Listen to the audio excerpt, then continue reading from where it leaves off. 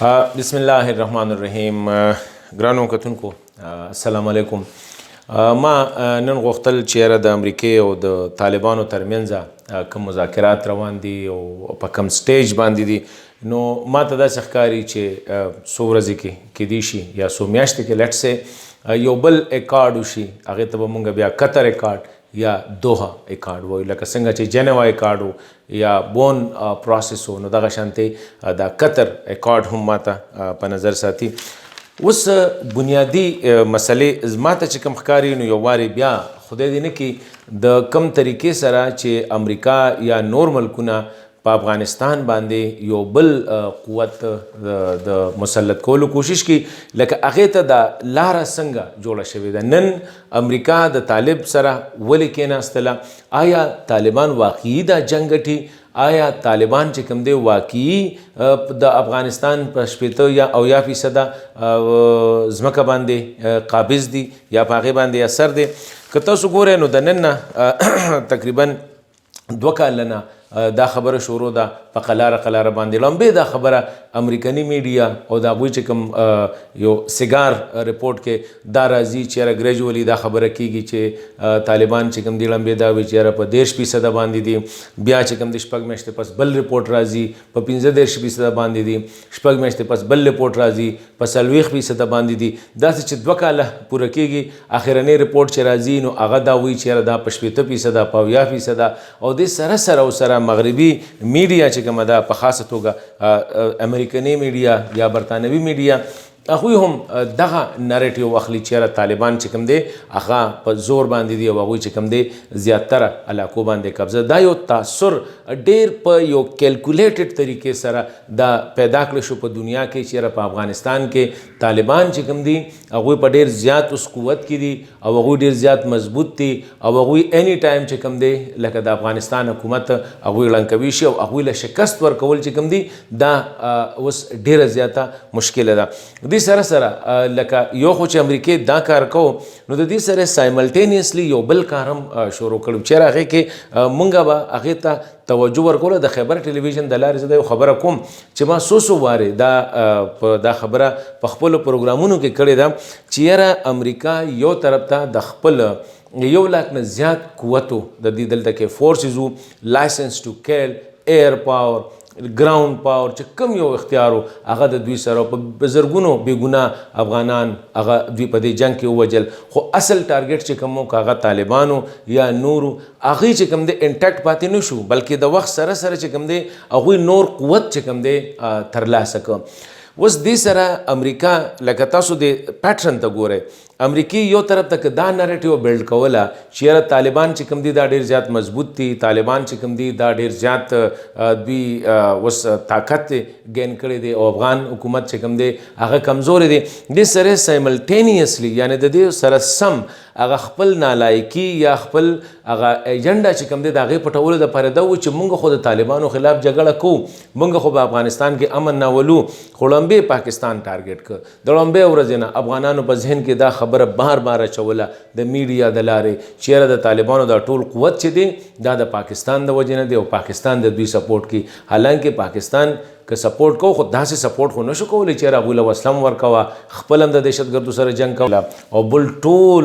د طالبانو هغه ټول مومنټ چې کوم دی هغه هم چلی، باوجود د دې نه چې ټوله دنیا پې دغه کوي یا خپل حالات دي. نو دا یو نریټیو یو دا بل کړه او د دې سره سایملټینیسلی یو بل کار هم وکړو. هغه دا وکړه چې دنیا ته دا خبره په قلاره خول شروع کړله چې مونږ خو هر څه وکړله، سیکیورټي مونږ ارینج کړله، خو کابل حکومت چې کوم دی دا انفیشنټ دی. یعنی د افغان حکومت باره کې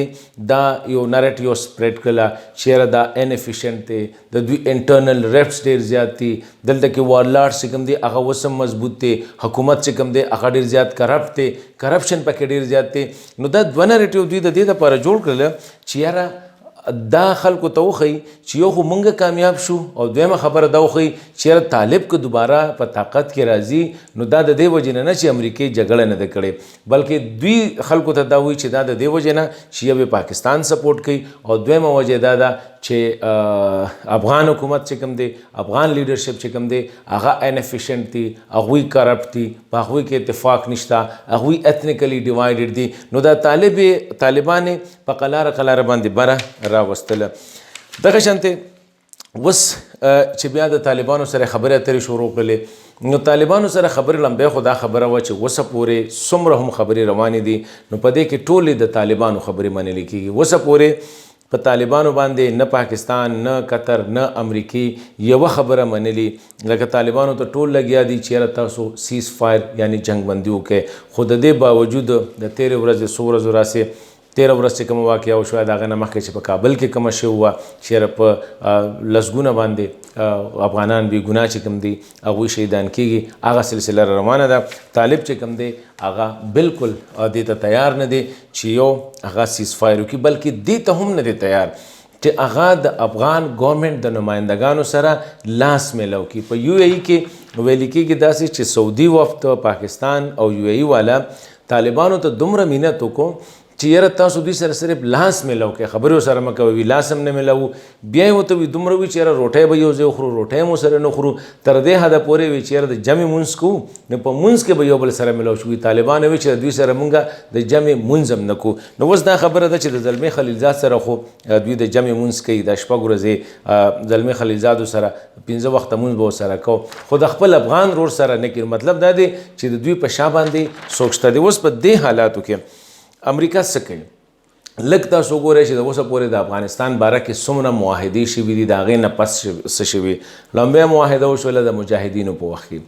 چې په مجاهدینو په وخت کې جنوا اکارډ وشو په جنوا اکارډ کې هغه شپږ یا اووه ګروپونه مجاهدینو افغان حکومت پکې و خو هغه ځای کې چې ټولې خبرې وي هغې د مجاهدینو ومنلې او روس یې دې ته تیار کړ چې یاره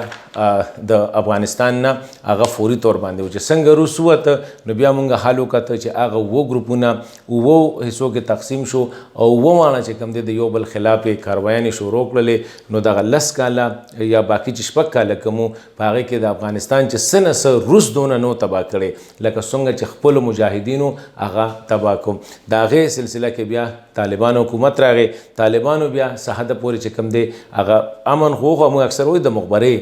امن کم هغه رورل دغه سره مایند سیټ سره چې راغله هغوی د ښځو باره کې د تعلیم باره کې جنرال د ایډمنسټریشن باره کې چې کومې خبرې وي هغه مونږ ولیدلې د دې نه پس د جنوا اکارډ نه پس بیا مونږ وکتل چې یاره د دغه خبره راغله د بون کانفرنس کې هم دغه شانتې یو دوی په تادې سره چې کوم دی یو شی راغونډ کړ حامد کرزی صاحب د هغه ټیم اگر چې حامد کرزی صاحب یو ښه ایډمنسټریشن وکړو خو بیا هم هغه نماینده سیستم یې جوړ نه کړ نو اوس دا دی چې هغې نه پس بیا کوم حالات رالل مخې ته هغه موږ وکتل چې افغانستان یو بل 18 کلن جنګ کې چې کوم دی بوخ شو او څه که بچه کچه افغانستان و هغې نورم تباه کړ افغانان چې کوم دی د یو بل مصیبت سره مخ کړله نو هغې سره دا وشو چې افغانستان هغه جګړه په ځای د دې چې کنټرول شي کومه معاهده چې کېږي د هغې معاهدې نه پس چې کوم دی حالات نور خرابېږي نو اوس دې کې لکه را روان د قطر معاهده ده یا د دوحه اکارډ به ورته مونږ وایو اوس د دا معاهده په داسې حال کې کېږي چې افغان طالب او امریکا لګیا د خپلو کې خبرې کوي مطلب دا جګړه د امریکې او د طالب ده که امریکا لاړه شي امریکا خو اوس دې پوزیشن کې د چېرې ځان لکه دا کم حالات چې داسې ښکاري چې هغوی هر څه کوي چې بس په دې کال کې دننه ټرمپ چې کوم دی ولس ته وایي چې ما وایي چې د افغانستان نه راوځم او زه د افغانستان نه راووتم په افغانستان کې موږ د پولیسمن کردار نه ادا کوو د افغانستان د ادارو جوړول دا د افغانانو خپل کار دی نو مطلب یې دا دی چې د چا خلاف امریکې 15 کاله جنګ 19 کاله جنګ وکړو هغه خلک اوس واپس راځي او واپس د امریکې سره خبرې کوي واپس یې راوستل غواړي نو اوس د دې سره به څه وشي خدای مکه